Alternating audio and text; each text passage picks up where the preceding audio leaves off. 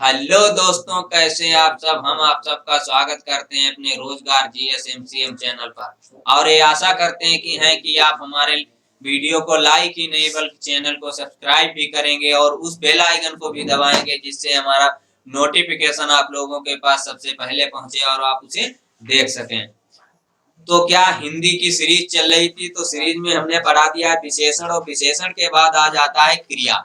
क्रिया क्या होती है, इसका क्या कार्य है, कहाँ प्रयोग की जाती है, हम कैसे पहचानेंगे, क्रिया के प्रकार क्या हैं, क्रिया कितने भागों में बांटा गया है क्रिया को, यही सब इसमें बताएंगे। तो क्रिया देखो, क्रिया होती क्या है। जिस शब्द से किसी कार्य का करना या होना पाया जाता है उसे हम क्या कहते हैं, उसे हम क्रिया कहते हैं। किसे क्रिया कहते हैं? जिस शब्द से किसी भी कार्य का होना या करना या होना पाया जाता है उसे क्रिया कहते हैं। परिभाषा में लिख लेते हैं, जिस शब्द से किसी कार्य को करने या करना या होना, किसी कार्य को करना या होना पाया जाता है उसे हम क्या कहते हैं? उसे हम क्रिया कहते हैं। उसे क्रिया कहते हैं। उसे हम क्रिया कहते हैं। क्या कहते हैं? क्रिया कहते हैं। क्रिया किसे कहते हैं? जिस शब्द से किसी कार्य का करना या होना पाया जाता है उसे हम क्रिया कहते हैं। क्रिया का अर्थ क्या है? क्रिया का अर्थ है काम। क्रिया का अर्थ है क्या? काम। क्रिया का अर्थ क्या होता है? काम। यानी कुल मिला के हम बोल सकते हैं जो काम किया जाता है किसी वाक्य में, काम करने वाला कोई भी शब्द होता है उसे हम क्या कहते हैं? हम उसे क्रिया कहते हैं। उदाहरण के लिए हम देख लेते हैं। उदाहरण हम पहला देख लेते हैं, क्या है? रश्मि को दौड़ना पसंद है। क्या है? रश्मि को दौड़ना पसंद है। देखो यहाँ पर क्या है, रश्मि को पसंद है, लेकिन क्या वो कर क्या रही है? वो दौड़ रही है, यानी एक क्रिया कर रही है, वो अपना काम कर रही है, दौड़ रही है। इसी को क्या बोलेंगे हम?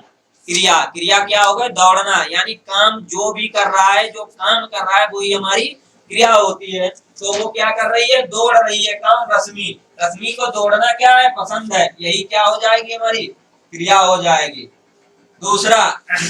दूसरा है गुड़िया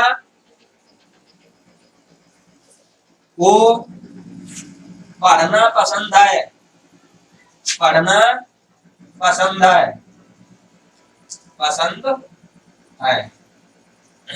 तो पढ़ना क्या हो गई? क्रिया। कैसे हो गई? गुड़िया को पसंद है। क्या पसंद है? क्या कर रही है गुड़िया? तो गुड़िया पढ़ रही है, यानी गुड़िया को पढ़ना पसंद है। वही क्या कहलाएगी? क्रिया कहलाएगी। तो इसमें क्रिया क्या हो गई? पढ़ना क्या हो गई? हमारी क्रिया हो गई। अब बात आती है क्रिया के प्रकार।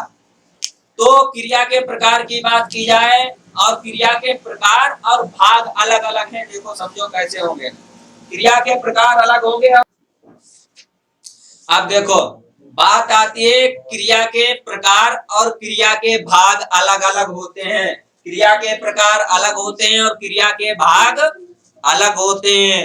तो क्रिया के प्रकार, क्रिया के मुख्य प्रकार सिर्फ दो ही हैं। कौन कौन सी? सकर्मक क्रिया और अकर्मक क्रिया। तो अब देखते हैं कौन कौन सी है।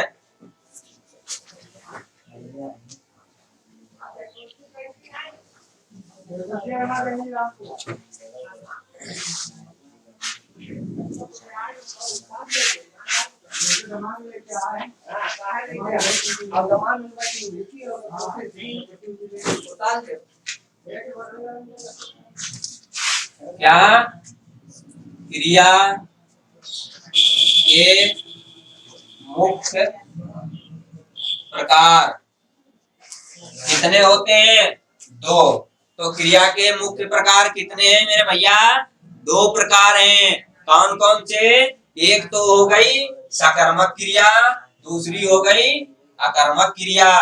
पहले क्या हुई? सकर्मक और क्रिया, सकर्मक क्रिया। दूसरी क्या हो गई? अकर्मक क्रिया। क्या हो गई? अकर्मक क्रिया। अब सकर्मक और अकर्मक क्या होती है? जिसे हम पूरा होने के लिए कर्म की आवश्यकता पड़े वो क्या कहलाएगी? सकर्मक क्रिया कहलाएगी। और जिसे पूरा होने के लिए कर्म की आवश्यकता न पड़े वो अकर्मक क्रिया कहलाएगी। उदाहरण देखते हैं, पहले परिभाषा देखो।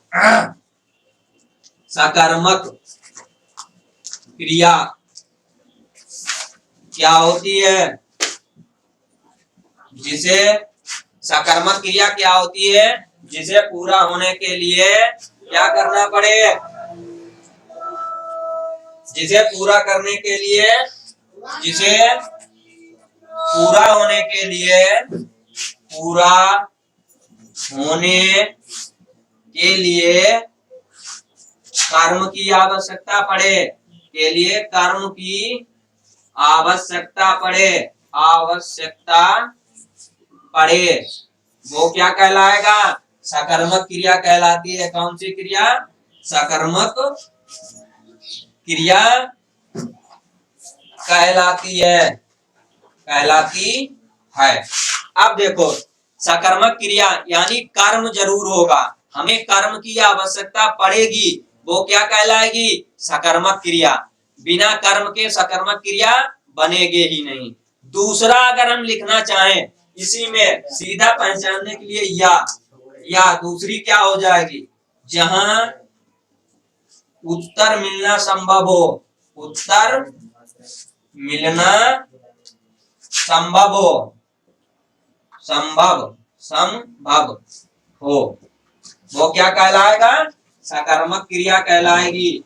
सकर्मक क्रिया कहलाती है। क्या कहलाती है? सकर्मक क्रिया, जहां उत्तर मिलना संभव हो। ब्रैकेट में लिख लेते हैं हम, कब, क्यों, कैसे, यहाँ सब क्या आएगा? कौन सी क्रिया होगी? सकर्मक क्रिया। उदाहरण देख लेते हैं, सकर्मक क्रिया होती क्या है? सकर्मक क्रिया के अगर उदाहरण की बात की जाए, राम पढ़ रहा है, तो यहाँ पर क्या है? पढ़ना सकर्मक क्रिया है। कैसे पता किया? उदाहरण, पढ़ना, खाना इत्यादि। देखो कैसे लिखा है, जहां पर कर्म की आवश्यकता पड़े वो सकर्मक क्रिया कहलाएगी। कैसे कहलाएगी? सीधी बात पहली ये पकड़ो, जहां कर्म की आवश्यकता पड़े। दूसरी हमने परिभाषा लिखाई पहचानने के लिए, जहां उत्तर मिलना संभव हो वो सकर्मक क्रिया कहलाती है। जैसे हमने कह दिया तुमसे कि राम दौड़ रहा है या राम लिख रहा है, तो राम क्या कर रहा है? तुम बोल दोगे राम लिख रहा है। हम तुमसे पूछें कि राम क्या कर रहा है, तो क्या कहोगे? राम लिख रहा है। यानी उत्तर मिलना संभव है ना। जहां पर क्या कब क्यों लग जाए वो क्या कहलाएगी? सकर्मक क्रिया। उदाहरण के लिए देखते हैं, राम दौड़ रहा है।